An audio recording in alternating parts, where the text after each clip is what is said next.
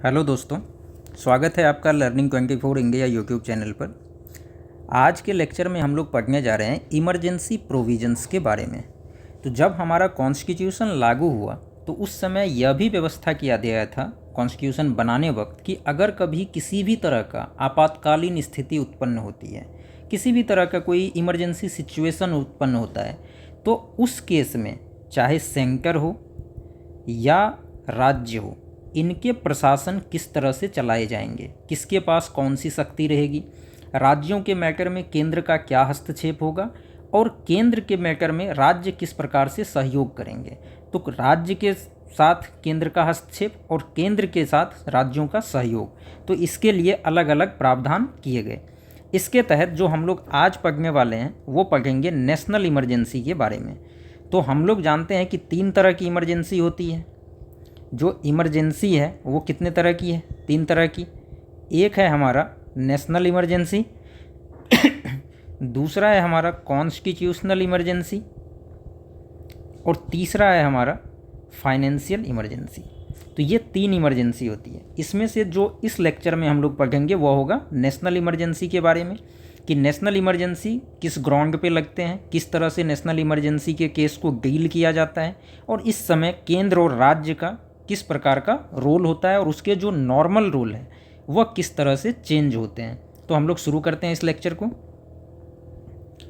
सबसे पहले अगर हम यह देखें कि कॉन्स्टिट्यूशन में क्या प्रावधान किया गया है इमरजेंसी को लेके, तो अगर हम यह देखते हैं कि इमरजेंसी के लिए क्या प्रावधान है, तो एक चीज़ याद रखिए कि जो इमरजेंसी का प्रावधान है वह संविधान के भाग 18 में किया गया है। संविधान का भाग 18 इमरजेंसी को डील करता है और इसमें आर्टिकल 352 से 360 तक, मतलब टोटल 9 आर्टिकल है जो पूरी तरह से इमरजेंसी को डील करती है। इसमें तीनों प्रकार के इमरजेंसी आते हैं। अब इमरजेंसी लगाते क्यों हैं? इमरजेंसी किस चीज़ से डील करने के लिए दिया गया है? तो अगर इमरजेंसी हुई, किसी तरह का कोई इमरजेंसी होता है, तो क्या हो सकता है रीज़न? देश की यूनिटी खतरे में हो, देश की इंटीग्रिटी खतरे में हो, देश की सिक्योरिटी खतरे में हो, देश की सॉवरेनिटी खतरे में हो। इनमें से अगर कुछ भी खतरे में है तो इसको डील करने के लिए, इस सिचुएशन से उबरने के लिए हम इमरजेंसी प्रोविज़न का इस्तेमाल कर सकते हैं।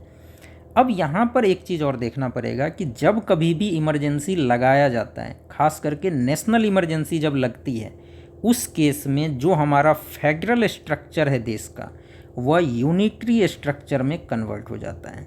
मतलब हम यह कह सकते हैं कि सारा का सारा पावर सेंटर के हाथ में चला जाता है। हालांकि राज्यों में सरकारें होती है, लेकिन पावर कॉन्सेंट्रेट हो जाता है सेंट्रल गवर्नमेंट के हाथ में। अब यहाँ पर यह देखिए कि सेंटर को इतना पावर क्यों दिया गया। सेंटर को इतना पावर इसलिए दिया गया ताकि पूरे देश में अगर कहीं भी कोई एक्स्ट्रा ऑर्डिनरी सिचुएशन क्रिएट होता है, किसी भी क्षेत्र की एकता, अखंडता या उसकी सुरक्षा को खतरा होता है, तो उस केस में सेंटर इंटरवीन करे और वहाँ पर normal law and order reinstate कर सकें। या मान लो किसी देश ने अटैक कर दिया, उस केस में सुरक्षा देना होगा जिस भी हिस्से पे अटैक हुआ हो, तो उसके लिए सेंटर इंटरवीन कर सके। इसलिए इमरजेंसी प्रावधान किए गए हैं। डॉक्टर भीमराव अंबेडकर ने इस संबंध में एक बात कही थी और वह ये था कि जो हमारा कॉन्स्टिट्यूशन है वह फेडरल भी है और यूनिटरी भी है। मतलब कॉन्स्टिट्यूशन क्या है? फेडरल भी है और कॉन्स्टिट्यूशन यूनिटरी भी है। अब दोनों चीज़ें एक साथ कैसे है? फेडरल तब है जब नॉर्मल कंडीशन है, जब देश में नॉर्मल कंडीशन चल रहा है तो फेडरल है। लेकिन अगर देश में कोई एक्स्ट्रा ऑर्डिनरी सिचुएशन आ जाती है, एक्स्ट्रा ऑर्डिनरी सिचुएशन या कोई इमरजेंसी सिचुएशन आ जाती है, तो उस केस में हमारा कॉन्स्टिट्यूशन यूनिटरी हो जाएगा और सेंटर का रोल बढ़ जाएगा। इमरजेंसी के बारे में जब हम पढ़ रहे हैं तो इमरजेंसी कितने प्रकार के होते हैं? तो इमरजेंसी 3 प्रकार के होते हैं, जिसमें एक हो गया हमारा नेशनल इमरजेंसी, जो आर्टिकल 352 में इसके लिए डिफिनेशन दिया गया है कि नेशनल इमरजेंसी क्या है। अब नेशनल इमरजेंसी 352 में है। क्या ग्राउंड होगा नेशनल इमरजेंसी लगाने का? अगर युद्ध हो, किसी दूसरे देश ने अटैक कर दिया, युद्ध की सिचुएशन है, एक्सटर्नल एग्रेशन का यही मतलब हुआ। या देश के किसी भी हिस्से में अगर आर्म्ड रेबेलियन हो, मतलब सशस्त्र विद्रोह हो। विद्रोह भी ऐसा नहीं कि मतलब ज़्यादातर हिस्सों में अगर कहीं पर भी कुछ शांतिपूर्ण प्रोटेस्ट हो रहा है, कुछ हो रहा है, तो वो विद्रोह नहीं है। लेकिन अगर आर्म्स के साथ विद्रोह हो गया हो, लॉ एंड ऑर्डर डिस्टर्ब हो रहा हो, तो उस केस में आर्म्ड रेबेलियन एक ग्राउंड हो सकता है नेशनल इमरजेंसी लगाने के लिए। तो 3 ही ग्राउंड है इसके। पहला हो गया वॉर, दूसरा हो गया एक्सटर्नल एग्रेशन, और तीसरा हो गया आर्म्ड रेबेलियन। इसी तरह से दूसरी इमरजेंसी है हमारी प्रेसिडेंट रूल, जिसको हम स्टेट इमरजेंसी भी कहते हैं, या इसको हम कॉन्स्टिट्यूशनल इमरजेंसी भी कहते हैं। अब प्रेसिडेंट रूल क्यों कहते हैं? क्योंकि इसमें जो राज्य का प्रशासन है वो प्रेसिडेंट के द्वारा चलाया जाता है, गवर्नर के थ्रू। स्टेट इमरजेंसी क्यों कहते हैं? क्योंकि इसमें राज्यों की सरकारें सस्पेंड कर दी जाती है। और कॉन्स्टिट्यूशनल इमरजेंसी क्यों कहते हैं? कॉन्स्टिट्यूशनल इमरजेंसी इसको इसलिए कहते हैं कि इसमें जो कॉन्स्टिट्यूशनल मशीनरी है स्टेट की वो फेल हो जाती है। अब इसको लगाने के लिए जो प्रावधान है वो आर्टिकल 356 इसको डील करता है। तो यहाँ आप ध्यान रखेंगे, आर्टिकल 352 हो गया नेशनल इमरजेंसी के लिए, आर्टिकल 356 हो गया प्रेसिडेंट रूल के लिए, और इसी तरह आर्टिकल 360 हो गया फाइनेंशियल इमरजेंसी के लिए। और फाइनेंशियल इमरजेंसी तब लगता है जब देश की फाइनेंशियल स्टेबिलिटी को खतरा हो, कि अगर कभी ऐसा लगता है कि देश की जो वित्तीय संसाधन है वो कुछ इस प्रकार का हो गया है कि देश अनस्टेबल हो सकता है, देश अपनी ज़रूरतों को पूरा नहीं कर पाएगा फाइनेंशियली, तो उस केस में फाइनेंशियल इमरजेंसी लगाने का प्रावधान दिया गया है। और प्रेसिडेंट रूल में हमने पहले ही कहा कि अगर राज्य में कॉन्स्टिट्यूशनल मशीनरी फेल हो गई हो तो उस केस में कॉन्स्टिट्यूशनल इमरजेंसी या प्रेसिडेंट रूल या स्टेट इमरजेंसी जो भी कह लीजिए ये लगाया जा सकता है। तो यह 3 आर्टिकल आप ध्यान रखेंगे, आर्टिकल 352, आर्टिकल 356, 352 हो गया, 356 हो गया और 360 हो गया। ये हो गया नेशनल इमरजेंसी, ये हो गया कॉन्स्टिट्यूशनल इमरजेंसी, और ये हो गया फाइनेंशियल इमरजेंसी। अब जब हम बात नेशनल इमरजेंसी की कर रहे हैं, ये पूरा लेक्चर हम नेशनल इमरजेंसी के लिए पढ़ने वाले हैं, तो नेशनल इमरजेंसी 2 प्रकार के हो सकते हैं। पहला, जब भी नेशनल इमरजेंसी वॉर के कारण लगे या एक्सटर्नल एग्रेशन के कारण लगे। मतलब फैक्टर क्या है यहाँ पे? बाहरी फैक्टर है। वॉर भी क्या है? इंटरनल तो है नहीं, किसी देश ने अटैक कर दिया, और एक्सटर्नल एग्रेशन भी वही हुआ, किसी देश ने अटैक कर दिया। तो इस केस में जब नेशनल इमरजेंसी लगती है तो उसको एक्सटर्नल इमरजेंसी कहा जाता है। लेकिन अगर देश के किसी हिस्से में आर्म्ड रेबेलियन हो जाए, सशस्त्र विद्रोह हो गया, तो उसको हम इंटरनल इमरजेंसी कहते हैं, क्योंकि इसके लिए जो फैक्टर रिस्पॉन्सिबल है वो इंटरनल फैक्टर रिस्पॉन्सिबल है। जब इंटरनल फैक्टर रिस्पॉन्सिबल है तो इंटरनल इमरजेंसी, और एक्सटर्नल फैक्टर रिस्पॉन्सिबल है तो एक्सटर्नल इमरजेंसी। अब यहाँ पर यह ध्यान रखिए कि जब भी नेशनल इमरजेंसी लगाया जाता है, या तो पूरे कंट्री में लगाया जा सकता है या इसके कुछ हिस्सों में लगाया जा सकता है। ज़रूरी नहीं है कि पूरे देश में एक साथ इमरजेंसी लगाएं। हो सकता है किसी खास एरिया में अगर आर्म्ड सशस्त्र विद्रोह हुआ है किसी एक राज्य में, तो वहाँ पर नेशनल इमरजेंसी लगा दिया गया, बाकी हिस्से में नॉर्मल चल रहा है। तो इसलिए इमरजेंसी पूरे देश में भी लग सकता है और किसी एक हिस्से में भी लग सकता है। अब यहाँ पर एक खास प्रोविज़न है, उसको आप ध्यान रखेंगे। जब कभी भी नेशनल इमरजेंसी लगाना होगा तो लगाएंगे तो राष्ट्रपति, ये ठीक है कि राष्ट्रपति लगाएंगे, लेकिन इसके लिए कैबिनेट की रिटन रिकमेंडेशन ज़रूरी है। जब तक कैबिनेट से रिटन रिकमेंडेशन नहीं आएगा तब तक नेशनल इमरजेंसी नहीं लगाया जा सकता है। और यह कब हुआ, क्यों हुआ, हम इसकी पूरी स्टोरी अभी देखते हैं। तो जब कभी भी देश में नेशनल इमरजेंसी लगानी हो तो उस केस में कैबिनेट की रिटन रिकमेंडेशन ज़रूरी है, और जब एक बार रिटन रिकमेंडेशन आ जाएगा तब प्रेसिडेंट प्रोक्लेम करेंगे कि देश में नेशनल इमरजेंसी लगाई जा रही है। अब ऐसा क्यों हुआ? हुआ इसलिए था कि 1975 में देश में इमरजेंसी लगी थी, देश में इमरजेंसी लगी थी, और इसके जो इमरजेंसी लगाई गई थी तो इसका ग्राउंड ये था internal disturbance, internal disturbance ground था। अब यहाँ पर हम देख रहे हैं कि अभी तो 3 ही ग्राउंड है, वॉर, एक्सटर्नल एग्रेशन और आर्म्ड रेबेलियन। तो इंटरनल डिस्टर्बेंस पे कैसे लग गया? तो 1975 से पहले तक, या यूँ कहें कि 1978 ईस्वी तक इंटरनल डिस्टर्बेंस एक ग्राउंड था। लेकिन जब संविधान में 44वां संशोधन किया गया, जब संविधान में 44वां संशोधन हुआ 1978 में, तो उस समय इंटरनल डिस्टर्बेंस को रिप्लेस करके आर्म्ड रेबेलियन कर दिया गया। मतलब चूँकि 1975 के इमरजेंसी को एक मिसयूज माना जाता है, 1975 के इमरजेंसी को लगाने को एक मिसयूज ऑफ पावर कहा जाता है कि ऐसी कोई सिचुएशन थी नहीं कि इमरजेंसी लगाई जा सके, लेकिन फिर भी लग गया, सिर्फ इस वजह से कि इंटरनल डिस्टर्बेंस एक क्लॉज था और लोगों के विरोध प्रदर्शन को इमरजेंसी लगाने का एक कारण मान लिया गया। तो इसलिए जब सरकार 1977 में जनता पार्टी की सरकार आई तो उन्होंने 44वां संविधान संशोधन किया और इंटरनल डिस्टर्बेंस प्रोविज़न को हटा करके आर्म्ड रेबेलियन क्लॉज डाल दिया। इसलिए अब अगर इमरजेंसी लगानी हो तो इंटरनल डिस्टर्बेंस नहीं, आर्म्ड रेबेलियन होना ज़रूरी है। और इसी समय, इससे पहले क्या था कि प्रधानमंत्री अगर राष्ट्रपति को सलाह दे देते थे कि इमरजेंसी लगानी है तो लगा दिया जाता था। इसी एक्ट के तहत यह भी मैंडेटरी किया गया कि कैबिनेट की रिटन रिकमेंडेशन जरूरी है।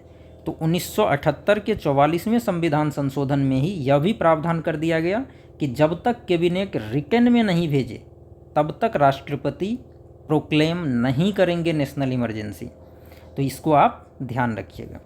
अब यहाँ पर यह बात है कि अगर कभी नेशनल इमरजेंसी लगा दी गई तो क्या इसके खिलाफ लोग कोर्ट जा सकते हैं कि जो इमरजेंसी लगाई गई वो गलत है? मतलब क्या जुडिशियल रिव्यू संभव है? तो हाँ, इसके लिए एक केस आप ध्यान रखेंगे, मिनर्वा मिल्स केस 1980। जब मिनर्वा मिल्स केस हुआ 1980 में, तब सुप्रीम कोर्ट ने ये कहा कि जब कभी भी नेशनल इमरजेंसी लगेगी वो जुडिशियल रिव्यू के अंदर आएंगे।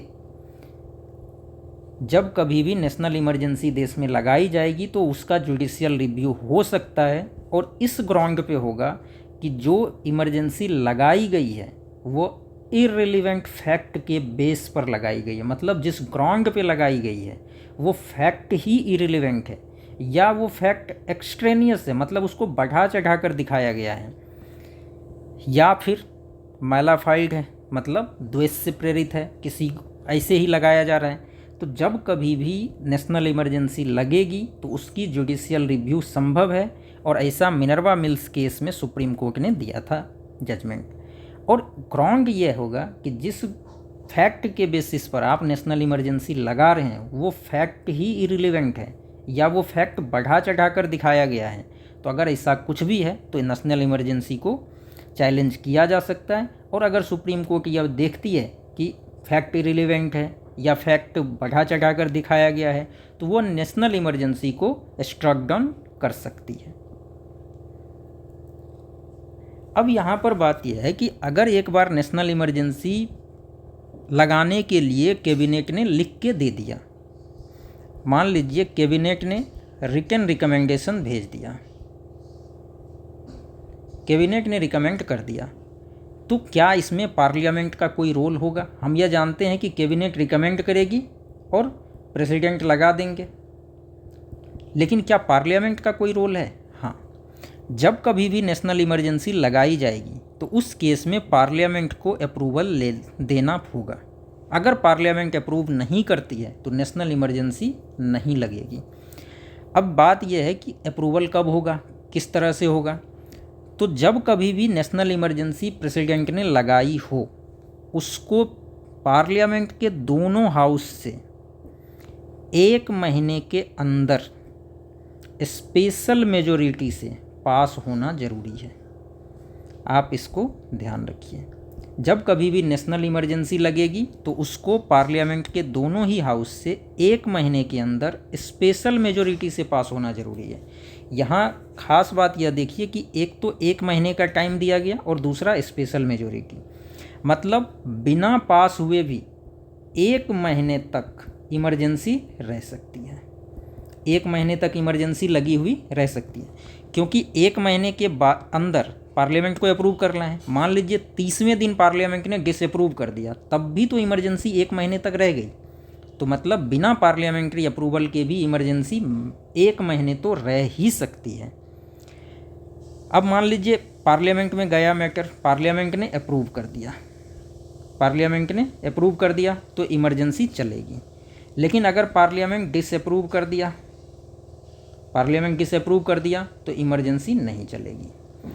अगर पार्लियामेंट ने डिसअप्रूवल दे दिया तो इमरजेंसी ख़त्म हो जाएगी उसी दिन से।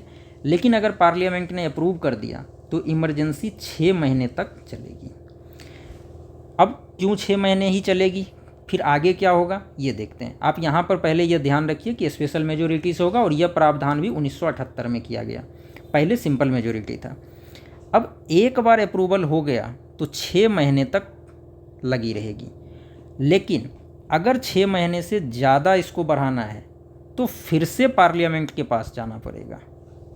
6 महीने से ज़्यादा के लिए फिर से पार्लियामेंट के पास जाना पड़ेगा और फिर यह बढ़ते रहेगा और जितना मन चाहे आप बढ़ा सकते हैं, बट 6 महीने के लिए। 6 महीने आप बढ़ा लिए, फिर अप्रूवल लेके 6 महीने, फिर अप्रूवल लेके 6 महीने, और इस तरह से यह प्रोसेस चलता रहेगा। हर अप्रूवल के साथ 6 महीने के लिए इमरजेंसी बढ़ती रहेगी। अब अगर कभी रिवोक करना हो, इमरजेंसी को ख़त्म करना हो, तो क्या किया जाएगा? तो जब कभी भी इमरजेंसी को ख़त्म करना हो तो यह काम भी प्रेसिडेंट कर सकते हैं। रिवोकेशन कौन करेंगे? प्रेसिडेंट ही करेंगे, और एक सब्सिक्वेंट प्रोक्लेमेशन इसके लिए करना पड़ेगा। लेकिन इस प्रोक्लेमेशन के लिए पार्लियामेंट के अप्रूवल की ज़रूरत नहीं है। पार्लियामेंट्री अप्रूवल की ज़रूरत नहीं है, मतलब लगाने वक्त भी ज़रूरत तो नहीं थी, लग गई। कैबिनेट ने रिकमेंड किया, प्रेसिडेंट ने प्रोक्लेमेशन जारी कर दिया, लग गई। लेकिन एक बार इमरजेंसी लगने के बाद उसको 1 महीने के अंदर अप्रूव कराना था। अप्रूव हो गया तो 6 महीने, फिर अप्रूव कराइए, 6 महीने बढ़ाते रहिए। लेकिन अगर किसी भी वजह से इसको हटानी हो तो क्या? तो उस केस में प्रेसिडेंट एक सब प्रोक्लेमेशन निकालेंगे और राष्ट्रपति जो नेशनल इमरजेंसी है वो सीज हो जाएगी। लेकिन इस केस में पार्लियामेंट के अप्रूवल की कोई ज़रूरत नहीं है। अगर कैबिनेट लिख के दे देता है, प्रेसिडेंट को सलाह दे देता है कि अब हो गया, नेशनल इमरजेंसी को अब ख़त्म करना है, तो प्रेसिडेंट को बस एक सब्सिक्वेंट प्रोक्लेमेशन निकालना है और नेशनल इमरजेंसी सीज हो जाएगी। लेकिन जो ये सीज करने का है, इसको तो पार्लियामेंट्री अप्रूवल की ज़रूरत नहीं है क्योंकि कैबिनेट ने कहा है। लेकिन अगर कभी लोकसभा ही कोई रिजोल्यूशन पास कर दें, लेकिन अगर एक केस ये भी हो सकता है, ये तो हो गया कि कैबिनेट का इसमें रोल था, इसमें किसका रोल था? कैबिनेट का। लेकिन अब है कि लोकसभा एक रिजोल्यूशन पास कर देती है कि नेशनल इमरजेंसी को ख़त्म करना है, तो उस केस में यह रिजोल्यूशन सिंपल मेजोरिटी से पास हो जाए तो प्रेसिडेंट को प्रोक्लेमेशन वापस लेना ही पड़ेगा। अगर लोकसभा एक रिजोल्यूशन पास कर दे सिंपल मेजोरिटी से, तो जो प्रोक्लेमेशन है उसको बैक लेना पड़ेगा। प्रोक्लेमेशन को बैक लेना पड़ेगा, मतलब प्रोक्लेमेशन सीज हो जाएगी और नेशनल इमरजेंसी ख़त्म हो जाएगी। अब यहाँ पर बात हम ये करते हैं कि अगर नेशनल इमरजेंसी लगती है तो उसका इफ़ेक्ट क्या होता है।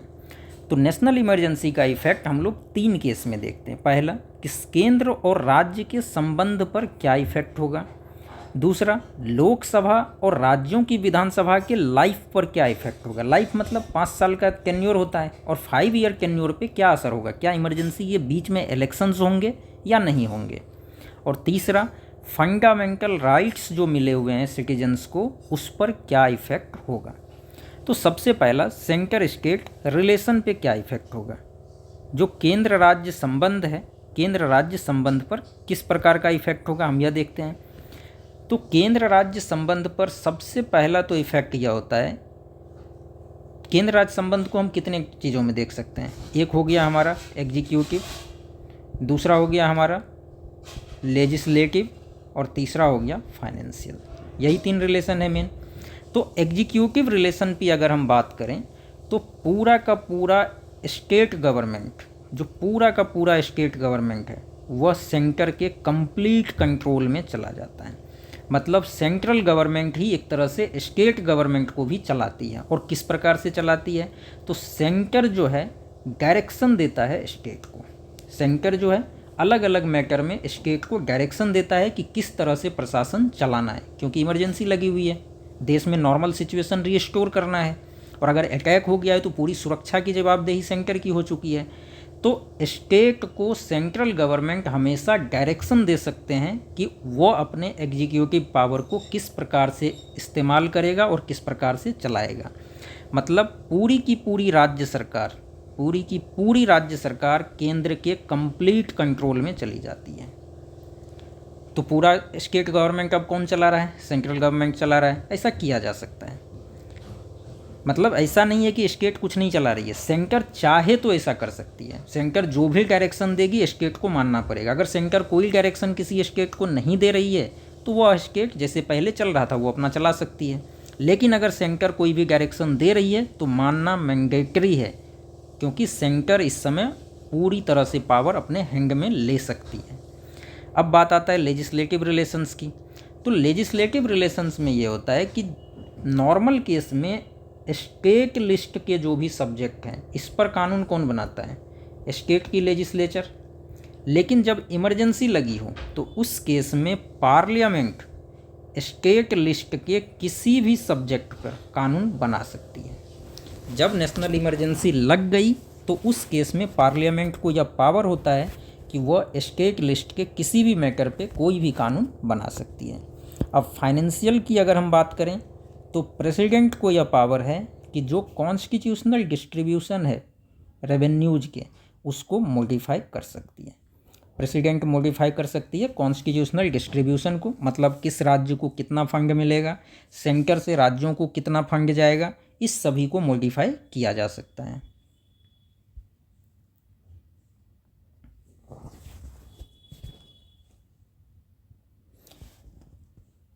अगला है हमारा कि लोकसभा और राज्यसभा, जो राज्यों की विधानसभा है उसके लाइफ पर क्या इफेक्ट पड़ता है। तो जब इमरजेंसी लगी हुई है तो उस समय इलेक्शंस नहीं होते हैं।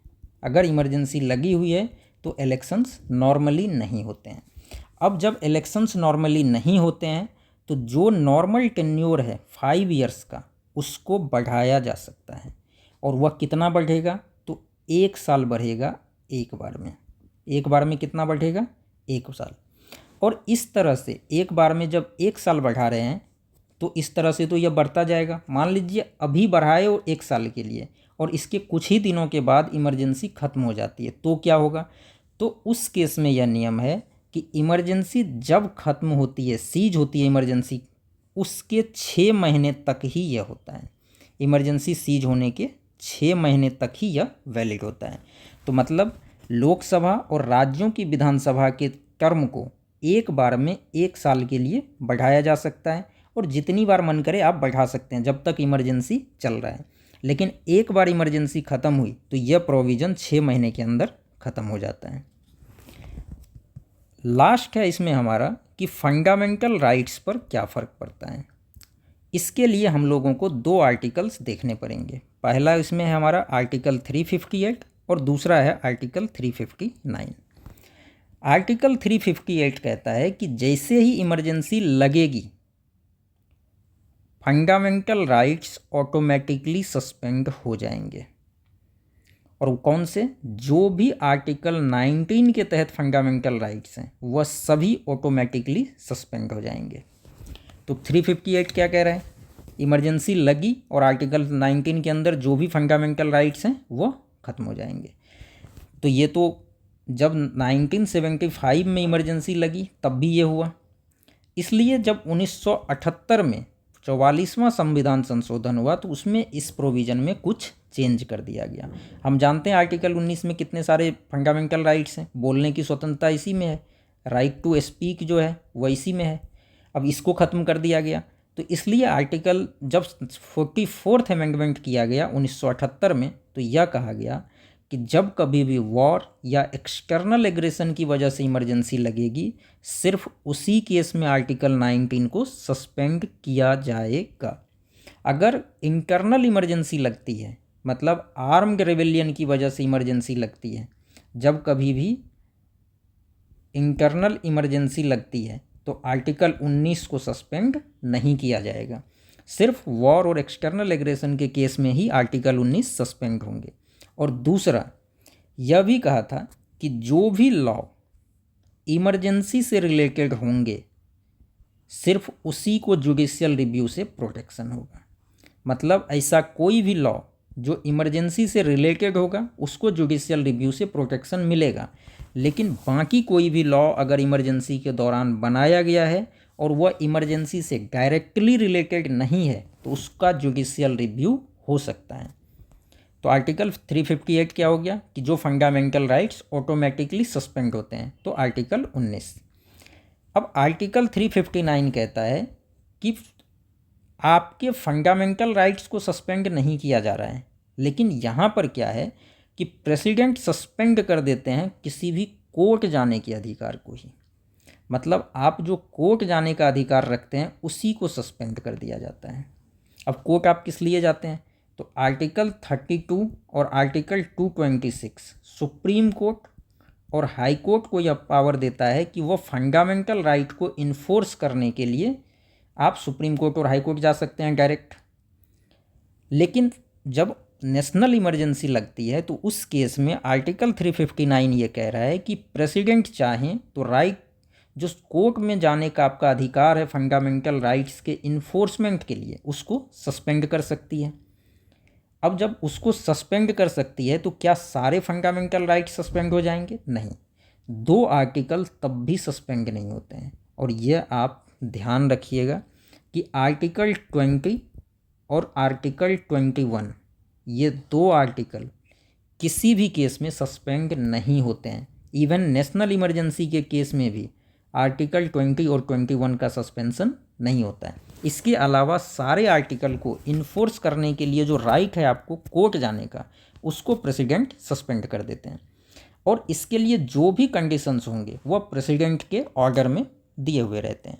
तो आर्टिकल 358 ऑटोमेटिक सस्पेंशन को डील करता है, जबकि आर्टिकल 359 कोर्ट जाने के अधिकार को सस्पेंड कर देता है। तो यह बेसिक डिफरेंस है, आप ध्यान रखिएगा। अब तक इमरजेंसी कितनी बार लगी है नेशनल इमरजेंसी, तो यह अभी तक 3 ही बार लगी है। 1962 में जब चाइना से हमारा वॉर हुआ था तो वॉर था तो एक्सटर्नल इमरजेंसी थी। 1971 में लगी भारत पाकिस्तान वॉर के समय, यह भी एक्सटर्नल इमरजेंसी थी। और फिर 1975 में लगी, लेकिन इस समय इंटरनल डिस्टर्बेंसेस का कारण था इसलिए यह इंटरनल इमरजेंसी थी। तो 2 बार एक्सटर्नल इमरजेंसी और 1 बार इंटरनल इमरजेंसी लगी है। 1975 के इस इमरजेंसी के इन्वेस्टिगेशन के लिए एक कमेटी बनी थी जो जस्टिस JC शाह के अंडर एक कमीशन बनी थी, और इस कमीशन को यह दिया गया था जिम्मा कि जो 1975 की इमरजेंसी थी वह किस सर्कमस्टांसेस में लगी थी। जो सर्कमस्टांसेस थे क्या वो जस्टिफाइड थे इमरजेंसी लगाने के लिए, और कमीशन ने यह कहा था कि जो सर्कमस्टांसेस थे वह जस्टिफाइड नहीं थे। मतलब कमीशन ने यह कहा कि जो इमरजेंसी लगाई गई वह गलत थी, और इसी वजह से 1978 में 44वें कॉन्स्टिट्यूशनल अमेंडमेंट एक्ट के तहत कई सारे बदलाव किए गए, और जिसमें से सारे बदलाव हम अभी देख चुके हैं कि किस तरह से प्रेसिडेंट का अप्रूवल होगा, कैबिनेट को रिटन रिकमेंडेशन भेजना पड़ेगा।